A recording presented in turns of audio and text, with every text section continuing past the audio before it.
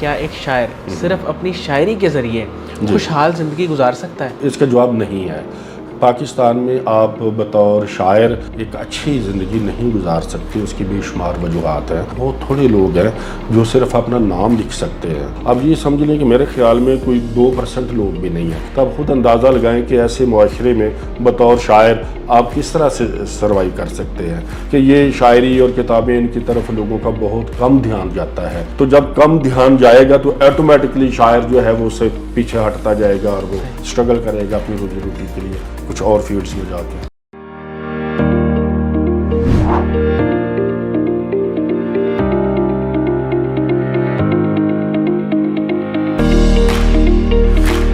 السلام علیکم ناظرین، شیئرنگ آف پروفیشنل وزڈم کے ساتھ میں ہوں آپ کا میزبان علی رحمان خالد۔ ناظرین، آپ جانتے ہیں کہ ہم ہمیشہ ہی ایسے لوگوں کو اپنے پروگرام میں بلاتے ہیں جنہوں نے پاکستان میں یا بین الاقوامی سطح پہ اپنے ملک کا نام روشن کیا ہو۔ آج جو مہمان ہمارے ساتھ موجود ہیں عرفان صادق صاحب، یہ شاعری کے حوالے سے پوری دنیا میں جانے جاتے ہیں اور خاص طور پہ پاکستان میں انہوں نے بہت ساری جو ہے وہ شاعری کی مختلف موضوعات پہ لکھا۔ آج ہم ان سے یہ جاننے کی کوشش کریں گے کہ ایک شاعر کی اپنی زندگی وہ کیسی ہوتی ہے اور انہوں نے اپنی زندگی میں کیا کیا چیلنجز دیکھے، کیا کچھ دیکھا، اور اس کے باوجود جو انہوں نے اتنا کام کیا، اتنی کتابیں لکھی، وہ کس طرح کی۔ ان کی ویسے تو ان کے کئی جو اشعار ہیں وہ مشہور زمانہ ہیں، لیکن اسی کی اپنی بیٹی کی ہتھیلی خشک رہتی ہے، جو بوڑھا دھوپ میں دن بھر حنا تقسیم کرتا ہے۔ تو آج ہم ان سے بات کریں گے کہ انہوں نے شاعری کا رخ کیوں، کب اور کیسے کیا، اور اس کے ساتھ ساتھ جو لوگ آنا چاہتے ہیں اس فیلڈ میں شاعری لکھنا چاہتے ہیں ان کو کیا مشورے دیں گے۔ السلام علیکم عرفان صادق صاحب، کیسے ہیں آپ؟ سر میں آغاز یہاں سے کروں گا۔ ماشاءاللہ آپ اس وقت بطور شاعر، بطور چیئرمین جو ہے وہ سیوا آرٹ سوسائٹی اور سیوا پبلیکیشن کام کر رہے ہیں، تو آپ شاعری کی طرف کب اور کیسے آئے؟ شاعری جو ہے بیسیکلی یہ آپ اس کی طرف آتے نہیں ہیں، یہ خود آپ کو اپنی طرف کھینچتی ہے۔ شاعر جو ہے وہ پیدائشی ہی شاعر ہوتا ہے۔ دنیا میں آج تک ایسی کوئی اکیڈمی، کوئی ایسا جو ادارہ نہیں بنا کہ جو بندہ شوق رکھتا ہو شاعری کا اور وہاں اس کو شاعر بنایا جائے۔ یہ پہلی سب سے بنیادی شرط یہ ہے۔ جب آپ شاعر ہوتے ہیں تو پھر اس کے بعد آپ اپنے مطالعے سے، اپنی محنت سے اس کو پالش کر سکتے ہیں۔ یہ بنیادی بات ہے کہ شاعر ہوتا نہیں ہے، شاعر پیدا ہوتا ہے، شاعر بنتا نہیں ہے۔ اپنی محنت سے آپ نہیں بن سکتے۔ تو میں جب اپنی وہ دیکھتا ہوں اپنی لائف کو، تو بچپن سے ہی مجھے تو ایسے لگتا ہے کہ میرا بڑا جھکاؤ تھا شاعری کی طرف، اور پرانے دور میں جو اسلام اور آداب اور ڈائجسٹ آتے تھے اس میں ایک پورشن ہوتا تھا آپ کی بیاس سے، اس میں شاعری ہوتی تھی، وہ مجھے اپنی طرف کھینچتی تھی۔ میرا تعلق ایک گاؤں سے ہے، حافظ آباد سے کوئی 5 کلومیٹر، قلعہ بلونت سنگھ میرے گاؤں کا نام ہے۔ وہاں پہ کتابیں تو اتنی ملتی نہیں تھی، وہ پرچے ایک دو دوستوں کے پاس آتے تھے، تو وہ بچپن میں پڑھتا تھا، اور وہ شاعری سے، کیونکہ وہ اندر بھی ایک اس طرح کی چیز تھی، جیسے میں نے کہا کہ شاعر کو اللہ تعالیٰ پیدا ہی شاعر کرتا ہے، تو وہ پھر چیزیں اسی طرح کی اٹریکٹ کرتی ہیں۔ وہ آپ کھیل رہے ہوں، آپ بچپن کی جتنی آپ کی ہوتی ہیں مصروفیات دوستوں کے ساتھ، لیکن اس کے ساتھ ساتھ یہ کتابوں کا سلسلہ چلتا رہا، اور مجھے کتابیں اپنی طرف کھینچتی رہیں، اور شاعری کا یہ سلسلہ میرا خیال میٹرک میں جو ہے وہ صحیح باقاعدہ میں نے شعر لکھنے شروع کر دیے تھے۔ سر آپ نے جو 3 کتابیں خاص طور پہ جو مشہور زمانہ آپ کی رہیں، چاند کی شان میں لپٹے وعدے اور یہی لمحہ محبت ہے، اس کے ساتھ ساتھ میں آنکھیں بھول آیا ہوں، ان کے پیچھے کیا کنسیپٹ تھا؟ کب آپ نے یہ سارا مواد اکٹھا کیا اور پھر کب اس کو کمپائل کیا؟ شاعری جو ہے، شاعر کو عموماً آپ نے سنا ہوگا کہ شاعر معاشرے کی تیسری آنکھ ہوتا ہے۔ شاعری جو ہے وہ شاعر اپنے ارد گرد جو بکھری ہوئی جو حقیقتیں ہیں، جس طرح کو وہ امیجن کرتا ہے، جن تصورات کو، جن چیزوں کو اس کی آبزرویشنز ہوتی ہیں، ان ساری چیزوں کو وہ اس کے دماغ میں ایک پروسیس ہے۔ اس کے بارے میں آج تک کوئی بندہ یہ نہیں کہہ سکا کہ یہ پروسیس کیا ہے۔ یہ بالکل وہ آئس برگ جیسے وہ سمندر میں ہوتا ہے، اس کا تھوڑا سا حصہ باہر ہوتا ہے اور وہ باقی سارا پانی کے نیچے ہوتا ہے، اور وہ غیر محسوس طریقے سے وہ بڑا بھی ہوتا ہے، چھوٹا بھی ہوتا ہے۔ تو شاعری کا عمل بھی میرے نزدیک ایسا ہے کہ یہ آپ ڈیفائن نہیں کر سکتے، لیکن ایک بات یہ ہے کہ جو شاعر اپنے معاشرے سے کٹ جاتا ہے، اپنے معاشرے سے ہٹ کے شاعری کرتا ہے، تو اس میں وہ اتنی جو ہے وہ طاقت، اتنی توانائی نہیں ہوتی जितनी आपको मुशाहदा आपकी शायरी को अता करता है। तो मेरी इन किताबें एक्चुअली मेरी हैं 6 किताबें हैं मेरी। मैं आंखें भूल आया हूँ आपने ज़िक्र किया, इससे पहले थी इरद जगों की बारिश में, फिर आंखें भूल आया हूँ, यही लम्हा मोहब्बत है, और फिर उसके बाद अबदाबाद के नाम से है, फिर एक पंजाबी की किताब है लूलू व चुड़ीक। तो इन सारी जो किताबें हैं असल में शायर जो है वो अपने अहद की तारीख लिख रहा होता है। बिल्कुल ऐसे वो जिस तरह के हालात से गुज़रता है, जो कुछ देखता है, जो कुछ समझता है, महसूस करता है, उसको आपने जितनी अल्लाह ताला ने सलाहियत दी है उसको इस्तेमाल करते हुए अपने अशार में ढालता है। तो मैं जब देखता हूँ अपनी किताबों को तो वो मुझे ऐसे ही लगता है कि रज्जगों की बारिश मैं अब भी पढ़ता हूँ तो मुझे लगता है कि वो कॉलेज के वो लॉन है और कॉलेज के कमरे हैं और वो लाइब्रेरी है वो मेरे, फिर उसके बाद वो एक स्ट्रगल का दौर शुरू होता है जिसमें मैं आंखें भूल आया हूँ और चांद की शाल में लिपटे वादे। तो उसमें जब मैं लाहौर आया तो उसमें वो सारा मेरा तजर्बा है, वो जो मेहनत का और नौकरियाँ और जॉब्स वो सारा। तो यहाँ जब लाहौर आया तो उसमें मैंने लिखा कि अब तो ये है कि भंवर साथ लिए फिरता हूँ, खौफ आता था कभी ठहरे हुए पानी से। तो वो वही शहर लाहौर जहाँ शाम के साया से डलते थे तो कोई अजीब सी वो मुझे पुरसरारियत और खौफ आता था। उसी शहर लाहौर ने मुझे इतना नाम दिया, मुझे पहचान दी, और इसकी रातें जो हैं वो मेरे लिए मेरे ज़िंदगी की बेहतरीन रातें और दिन जो हैं वो बन गए। तो ये एक सिलसिला है शायरी का, ये ना रुकने वाला, ये चलता ही रहता है। सर आप क्या समझते हैं, क्या एक शायर सिर्फ अपनी सर आप क्या समझते हैं कि क्या एक शायर सिर्फ अपनी शायरी के ज़रिए खुशहाल ज़िंदगी गुजार सकता है? ये हमारी बदकिस्मती है, हमारे पाकिस्तान की बदकिस्मती है। उसकी बुनियादी वजह यह, इसका जवाब नहीं है। पाकिस्तान में आप बतौर शायर एक अच्छी ज़िंदगी नहीं गुजार सकते, उसकी बेशुमार वजूहात हैं। सबसे बड़ी जो उसकी वजह ये है कि हमारे यहाँ एजुकेशन का सिस्टम इतना पावरफुल नहीं है, लोग पढ़े लिखे नहीं हैं, बहुत थोड़े लोग हैं जो सिर्फ़ अपना नाम लिख सकते हैं, ठीक है, और उसके बाद जो निसाब की किताबें हैं उन तक ही उनकी रसाई होती है।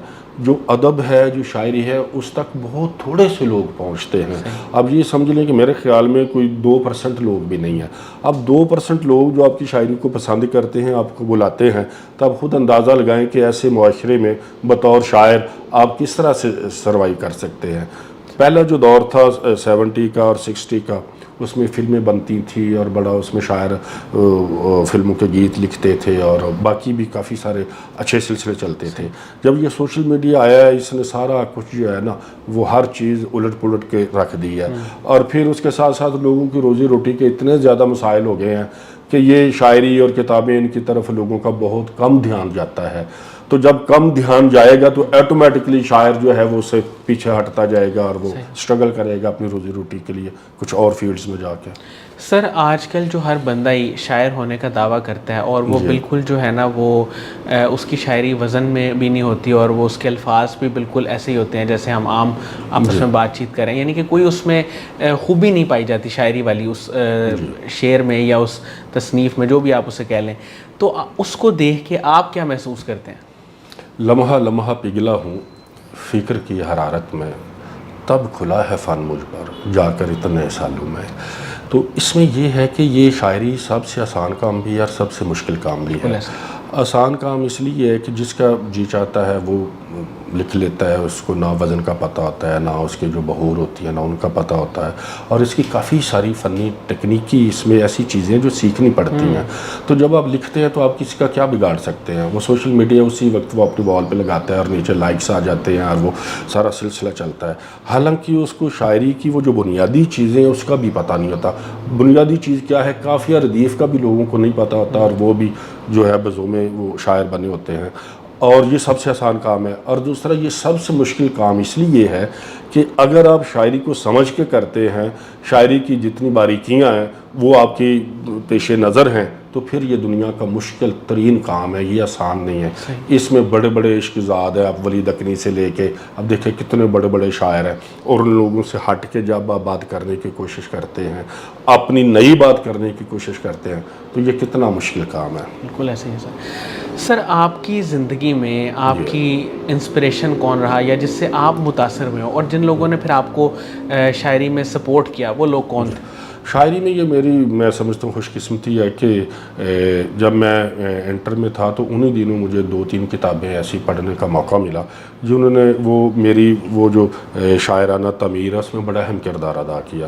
ایک اس میں شکیب جلالی تھے, ان کی کتاب روشنی وہ مجھے بہت اچھی اس لیے لگی کہ وہ ایک ٹرینڈ سیٹر تھے. انہوں نے جب ان کی کتاب چھپی اور پیچھے جو ایک کلاسیکل شاعری ہو رہی تھی ان کو ایک جدید آہنگ انہوں نے عطا کیا اور وہ پوری اس میں ایک روایت بھی موجود تھی اور نیا رنگ بھی اس میں شامل تھا. پھر تنویر صفرا کی کتاب میں نے پڑھی لفظ کھردرے, پھر محسن نقوی کو میں نے پڑھا. یہ وہ تین جدید شاعر تھے جنہوں نے مجھے کافی ساری دوسری کتابیں ادھر ادھر بھٹکنے سے بچا لیا. نہیں تو ہوتا یہ ہے کہ بندہ اگر آپ ولید اکرم کو پڑھنا شروع کر دیں آغاز میں, میر کو پڑھیں, وہ اتنے بڑے شاعر ہیں وہ آپ کو اپنے اثر سے نکلنے ہی نہیں دیتے, اپنے رنگ سے نکلنے ہی نہیں دیتے. تو یہ اتفاق ایسا ہوا اور جب اس طرح سے ہو گیا تو میں یہ سمجھتا ہوں کہ یہ میری اس لیے خوش قسمتی تھی کہ مجھے پتہ چل گیا کہ میں نے آغاز جو شاعری کا کرنا ہے وہ کہاں سے کرنا ہے. یہ نہ ہو کہ اپنی پوری عمر میں وہاں سے شروع کریں, آج کو 2 صدیاں پہلے والا جو اسلوب تھا وہاں سے شروع کریں اور اپنی پوری زندگی میں اب وہاں تک بھی نہ پہنچے جہاں تک شاعری پہنچی ہوئی ہے. تو یہ اس حوالے سے بڑا اچھا ہوا.